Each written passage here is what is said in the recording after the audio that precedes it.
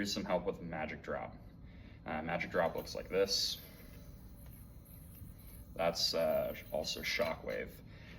So to get a good magic drop, you have to understand that all rejections happen because the string becomes perpendicular to the yo-yo. So watch when I drape this string. So as soon as like a taut string, it becomes perpendicular or close to perpendicular, it gets spit out of the yo-yo. So that beginner rejection, where it's a trapeze, basically once you pop it forward and you have a taut string that's perpendicular, that's where the rejection happens, right here. So pop, okay. So with that in mind, a lot of people's advice for magic drop of going really quickly, like spinning it over, like that quickness is not what causes the rejection. It's rather the angle of the string. So when it goes really quickly, that can help if the angle is not perfect.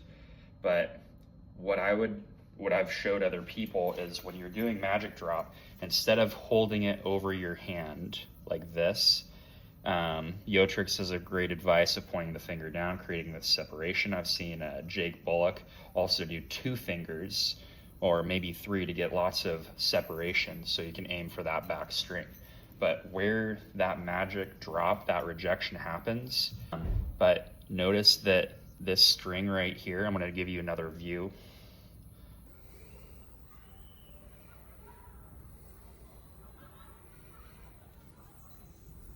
Perpendicular line is where the rejection happens, and you can do it really, really slowly. And I'll try to do it really, really slowly for you right here.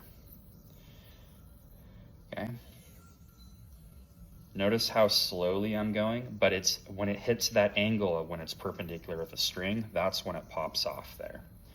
I'll try to show an angle, and hopefully knowing that, okay, I'm aiming for a perpendicular thing, hopefully that gives you a good idea of how to arrange your hands. There's a lot of micro movements, as I'm sure lots of people know with yo-yo tricks, and you don't understand those micro movements and why it works. But yeah, hopefully this has been helpful.